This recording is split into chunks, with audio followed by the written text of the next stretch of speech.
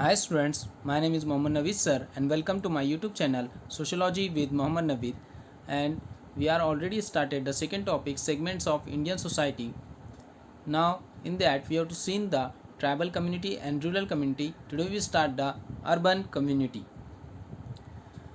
हिंदुस्तानी समाजी दर्जाबंदी के अंदर हम कबायली बिरादरी और देही बिरादरी देख चुके थे। आज हम जो देखने वाले हैं वो है शहरी बिरादरी। भारतीय समाजाच्या वर्गीकरणमध्ये आपण आदिम समुदाय व आदिवासी समुदाय, ग्रामीण समुदाय बघितलेला होता। आता आपण बघणार आहोत शहरी समुदाय, त्याला पण नागरी समुदाय पण म्हणू शकता। अब शहरी समुदाय में हम उसकी तारीफ, उनकी खुसूसियात और उनके मसाइल ये देखने वाले। In urban community we have to seen the definitions, characteristics and problems. शहरी समुदायामध्ये व नागरी समुदायामध्ये आपल्याला बघायचं आहे त्यांची व्याख्या, त्याच्यानंतर वैशिष्ट्ये आणि नंतर त्यांची समस्या। तर चला आपण सुरुवात करत आहोत शहरी समुदायाची।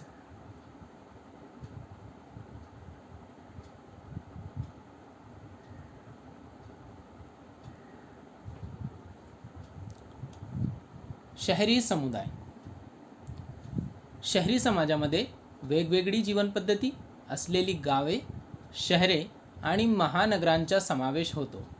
औद्योगिक विकासामुळे शहरीकरण झाले आणि त्याचा परिणाम म्हणून शहरी समाज उदयास आला। आपण हे इयत्ता 11वीं मध्ये पण बघितलेला होता।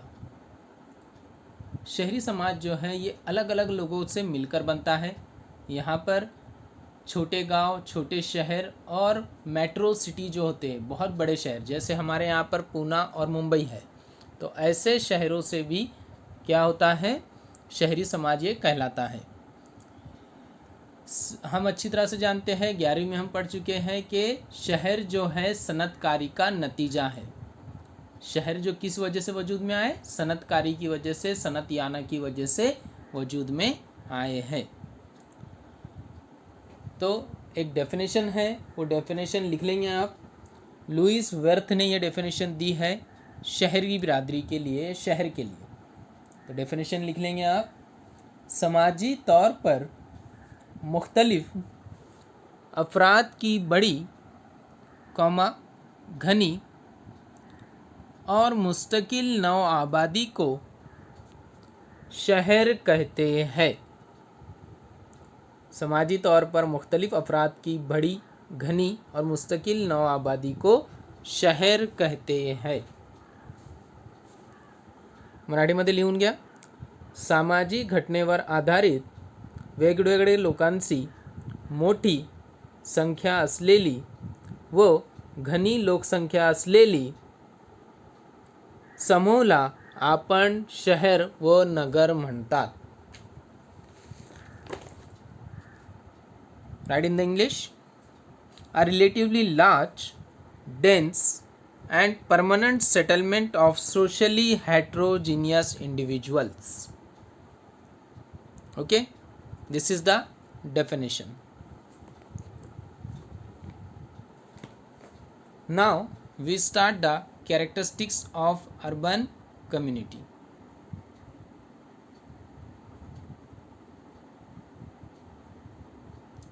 शहरी समुदायाची वैशिष्ट्ये, शहरी बिरादरी की खुसूसियात। तुमच्या स्क्रीनवरती तुम्ही बघू शकता, पहिली जे तुम्हाला वैशिष्ट्य दिलेली आहे ते है बहुजिन्सीपणा। तर बहुजिन्सीपणा म्हणजे काय? शहरी समुदायात सामाजिक आणि सांस्कृतिक बहुजिन्सीपणा हा विविध वर्ग आणि व्यवसाय यामध्ये पाहावयास मिळतो। जाती, भाषा आणि धर्म या बाबींचे शहरी भागामध्ये समिश्रता असते। याच्यामध्ये आपण बघू शकता बहुजिन्सीपणामध्ये अलहदगी हम देख सकते हैं कि यहाँ पर बहुत ज़्यादा अलहदगी देखी जाती है लोगों की ज़िंदगी में। अलहदगी यानी जैसे उनकी ज़बानें अलग होती हैं, लोगों के रहन सहन अलग होते हैं और लोगों की तौर तरीके भी अलग होते हैं, इसीलिए इसे अलहदगी कहा जा सकता है। Heterogeneity, In urban areas, you will find people belonging to diverse groups such as class, occupations, caste, language, and religion, etc., all living in the same territory. There is continuous migration from tribal and rural areas as people come in search of employment, education, healthcare, and other facilities. Okay, so there is a heterogeneity in the urban community. Now next is high density of population, गुंजान आबादी. मराठीमध्ये म्हणू शकतो आपण लोकसंख्येची अधिक घनता. शहरी समाज विविधपूर्ण आणि संमिश्र असल्याने या बहुजिन्सी समाज म्हणून ओळखला जातो. शहरी समुदायामध्ये अनेक संस्कृती एकवटल्या आहेत. ग्रामीण भागापेक्षा शहरे आणि नगरामध्ये लोकसंख्या घनता अधिक आहे. लोकसंख्येची घनता अधिक आहे या समुदायामध्ये. हम देख सकते हैं कि गुंजान आबादी पाई जाती है शहरों में, क्योंकि इसकी तारीफ ही है. यहाँ पर ज़्यादा लोग रहेंगे तभी ये शहर कहलाएगा. कम आबादी वाला तो क्या हो जाएगा, देहात हो जाएगा. वहाँ पर कितनी अच्छी फैसिलिटीज़ रहे, कितनी अच्छी वहाँ पर सहूलियात हो, लेकिन वो देहाती कहलाएगा क्योंकि वो आबादी में कम है.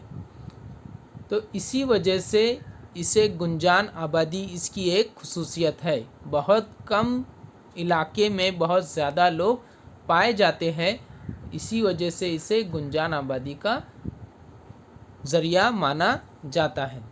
High density of population.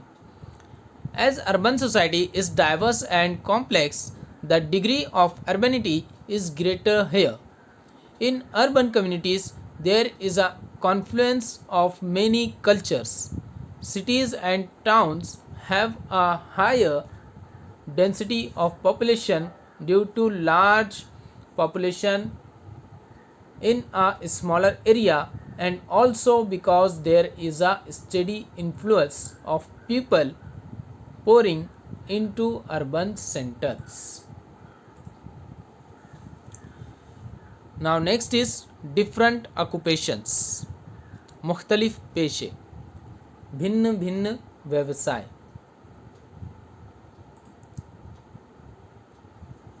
शहरातील व्यवसायांचे विशेषीकरण झालेले आहे.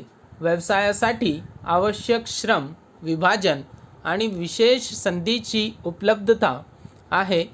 शहरी भागातील व्यवसाय प्रामुख्याने बिगर कृषी पद्धतीत आहे. हे व्यवसाय उत्पादन, व्यापार आणि वाणिज्य, व्यावसायिक आणि शासकीय सेवा यावर आधारित आहे. मुख्तलिफ पेशे. शहरों में मुख्तलिफ पेशे पाए जाते हैं.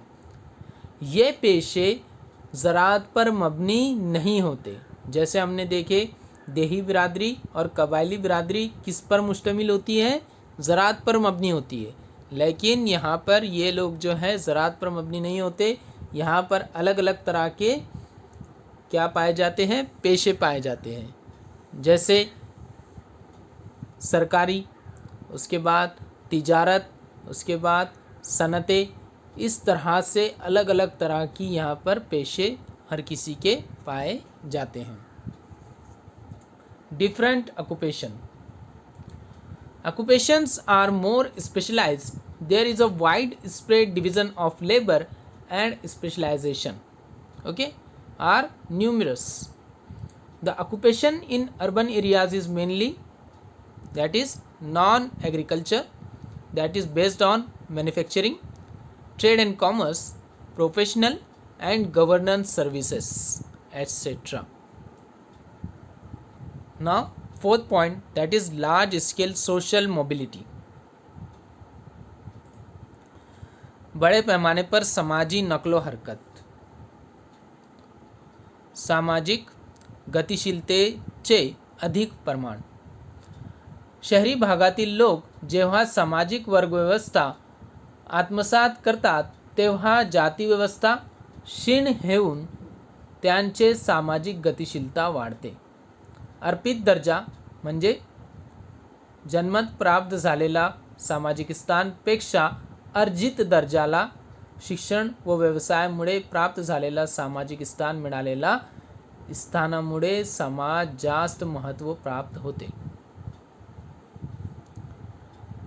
अब यहाँ पर बड़े पैमाने पर समाजी नकलो हरकत देखने मिलती है, यानी लोग यहाँ पर क्या करते हैं कि शहरों में जब लोग बस जाते हैं तो यहाँ पर उनकी ज़ात के एतबार से, मज़हब के एतबार से या फिर उनके तमाम दूसरी चीज़ों के एतबार से उन्हें नहीं पहचाना जाता, बल्कि उन्हें पहचाना जाता है उनके काम की वजह से। जैसे इक्तिसाबी दर्जा और इंतसाबी दर्जा हम जानते हैं। इक्तिसाबी दर्जा वो जिसमें इंसान जन्म से जो पैदा होता है तो वो जिस जात में पैदा हो गया वो उसी जात का कहलाएगा, उसको ज़्यादा अहमियत नहीं होती है शहरी बिरादरी में समाजी तौर पर, बल्कि इंतसाबी दर्जे को ज़्यादा अहमियत होती है। इंतसाबी दर्जे में क्या होता है कि उनके पेशे के एतबार से और उनकी तालीम के एतबार से उनकी क्या हैसियत है उसे देखा जाता है। इसीलिए यहाँ पर बड़े पैमाने पर समाजी नकलो हरकत देखने मिलती है। Large scale social mobility.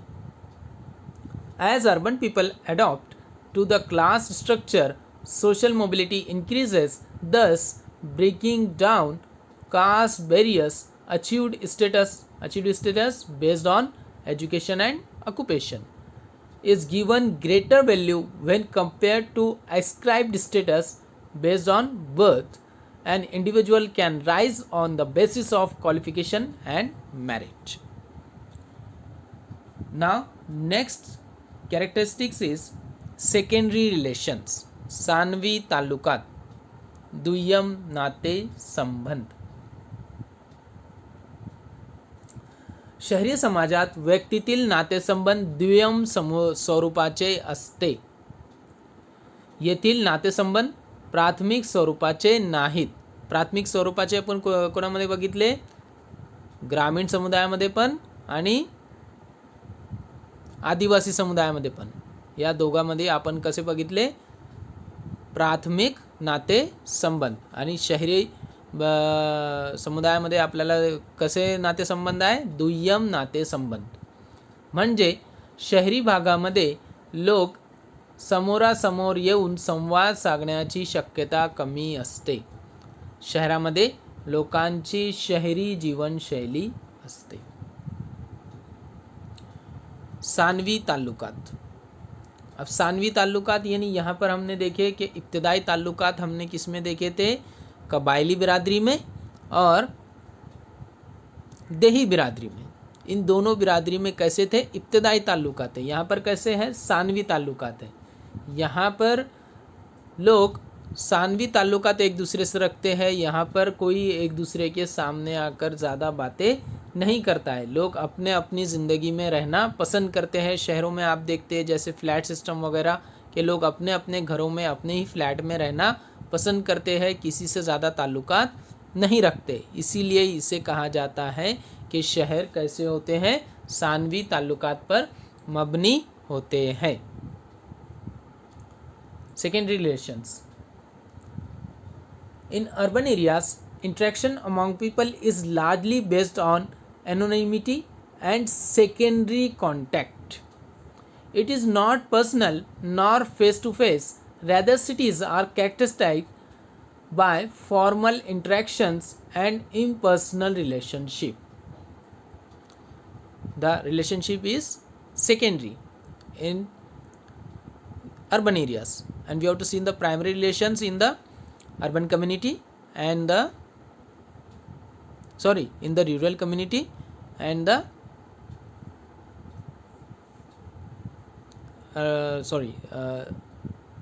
rural community and the what is that? The I forgot that name. That is rural community. Rural community. And the name is that I forgot that, sorry for that. Tribal community. Okay, tribal community. So there is a secondary relations in the cities. Now sixth one, that is market based economy. Market पर मबनी मईशत, बाजारपेठ आधारित अर्थव्यवस्था. आता अर्थव्यवस्था कशी असते? बाजारपेठवर आधारित असते. शहरातील आर्थिक संघटन हे बाजारपेठ आणि चलन अर्थव्यवस्थेवर आधारित आहे. बाजारपेठ विकसित आहे. आजच्या शहरी केंद्राचे प्रमुख वैशिष्ट्य आहे. मार्केट पर मबनी मईशत, शहरों की पूरी मईशत जो है वो किस पर मबनी है? मार्केट पर मबनी है, बाज़ार पर मबनी है. अब यहाँ पर बाज़ार जो है वो उनकी इकोनॉमी का, उनकी मईशत का सबसे बड़ा जो है ज़रिया माना जाता है. अब यहाँ पर हम देख सकते हैं कि यहाँ पर इनकी ये जो खुसूसियत है ये सबसे बड़ी खुसूसियत है कि यहाँ पर जो है बाज़ार पर मबनी मईशत है, मार्केट पर मबनी मईशत है. The economic organization of cities is based on its markets and financial system. Marketization is an essential feature of urban center. Today, we have to see in the, for example, e-marketing, e-biz, etc. Now, advanced infrastructure. जदीद बुनियादी सहूलियात, सुधारित पायाभूत सोयी सुविधा. सुधारित पायाभूत सोयी सुविधामध्ये gas, telephone, पिण्याचे पाणी, इंटरनेट, रस्ते जाळे, विमानतळे, मेट्रो रेल्वे, खरेदी मॉल, व्यावसायिक केंद्रे शहरांमध्ये पाहावयास मिळतात. तर ही कशी आहे? त्यांची सोयीसुविधा सुधारित आहे. हे सर्व सुविधा आपल्याला शहरामध्ये, नगरामध्ये पाहायला मिळते. जदीद बुनियादी सहूलियात, यानी यहाँ पर सहूलियात जो है वो जदीद है और बुनियादी सहूलियात को बहुत ही आसान बना दिया गया है. जैसे गैस, टेलीफोन, पीने का पानी, इंटरनेट, रास्ते, उसके बाद हवाई जहाज़ के अड्डे, मेट्रो रेलवे और मॉल वगैरह. इस तरह से यहाँ पर जो है सहूलियात बहुत ही आसानी से दस्तयाब है. Advanced infrastructure in urban facilities like gas, telephone, drinking water, internet connection, road networks, airports, metro rail, shopping malls and commercial center etc. are available easily. So this is the advanced infrastructure. Now next is nuclear family. इनफरादी खानदान, विभक्त कुटुंब पद्धती.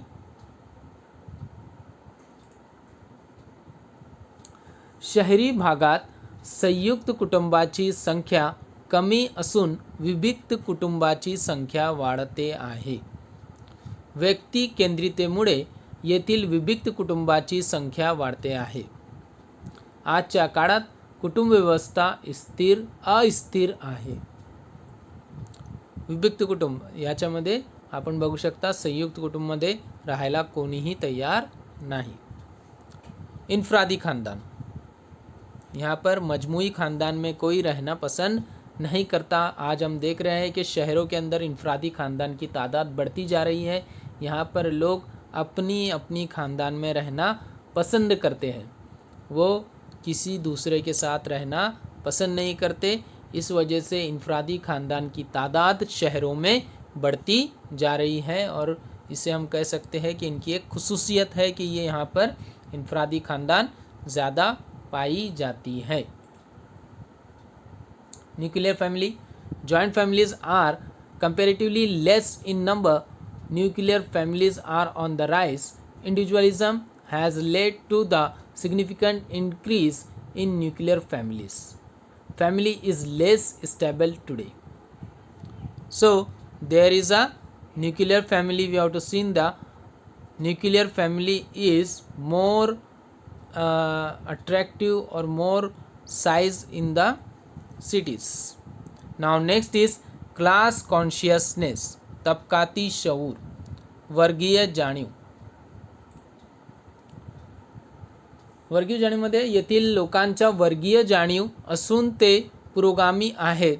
विज्ञान आणि तंत्रज्ञानाच्या क्षेत्रातील आधुनिक घडामोडींची येथील लोक संपर्कात येतात.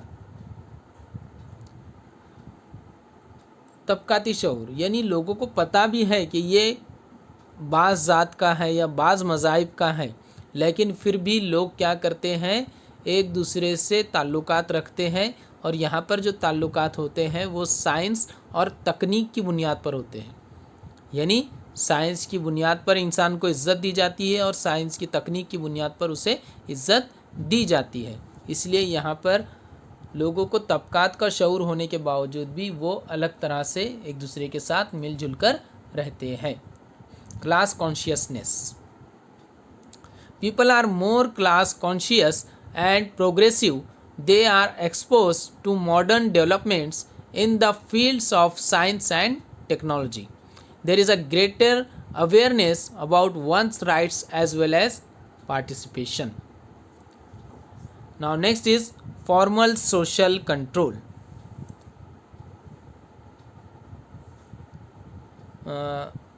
फॉर्मल सोशल कंट्रोल, औपचारिक सामाजिक नियंत्रण. यहाँ पर उर्दू में थोड़ी गलती हुई है पीपीटी में. यहाँ पर इनफरादी ख़ानदान आ गया है, यहाँ पर आना चाहिए समाजी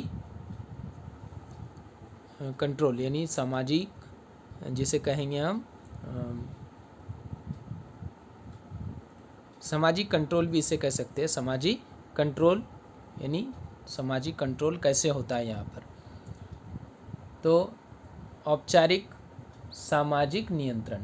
लोकांचे वर्तनावर नियंत्रण ठेवण्याची अनौपचारिक साधनासह कायदे, विधिमान, पोलीस यंत्रणा आणि न्यायालय ही औपचारिक सामाजिक नियंत्रणाची साधने गरजेचे असतात.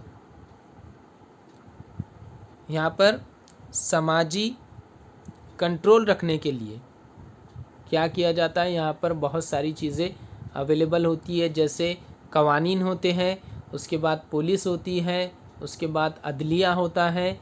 इस तरह से ये सारे लोग समाजी कंट्रोल लोगों पर रखते हैं. Formal social control. Formal means of social control such as formal education, law and legislation, police and court are needed in addition to informal means of regulating the behavior of people. Now last characteristic is complex division of labor. मजदूरों की पेचीदा तकसीम. याच्यामध्ये मराठीमध्ये नाही लिहिलेलं आहे, मराठीमध्ये लिहून घ्या तुम्ही. गुंतागुंतीचे श्रम विभाजन. गुंतागुंतीचे श्रम विभाजन. याच्यामध्ये शहरी भागात स्पष्ट आणि विशेषीकृत श्रम विभाजन आढळते. संस्थेच्या मागण्यानुसार लोकांच्या त्यांच्या कामाचे प्रशिक्षण दिले जाते. विविध व्यवसायांचे एकमेकावरील अवलंबित्व दिसून येते. उदाहरण वैद्यकीय व्यवसायामध्ये, स्त्रीरोगतज्ञमध्ये, रेडिओलॉजिस्टमध्ये आणि बालरोगतज्ञमध्ये आपण काय बघू शकता की कसे आहे गुंतागुंतीचे श्रम विभाजन केलेले आहे. मजदूरों की पेचीदा तकसीम. मजदूरों की पेचीदा तकसीम यानी यहाँ पर क्या किया जाता है, लोगों को पहले ट्रेनिंग दी जाती है, लोगों को सिखाया जाता है और सिखाने के बाद उनको अलग अलग पेशों में उन्हें मजदूरी दी जाती है, उन्हें काम दिया जाता है. इस वजह से इसे कह सकते हैं कि ये क्या है, मजदूरों की पेचीदा तकसीम यहाँ पर शहरी बिरादरी में की जाती है. Now last one is a complex division of labour. A very clear and specialised division of labour is found in every walk of life. People are trained for their job and skills according to institutional and professional requirements. And interdependence of professions is observed in almost all fields of life. For example, in the medical profession, there are gynecologist, radiologist, pediatrician, anesthetics, and physicians. Okay, so here the characteristic is completed. We have seen the problems in next lecture. Thank you.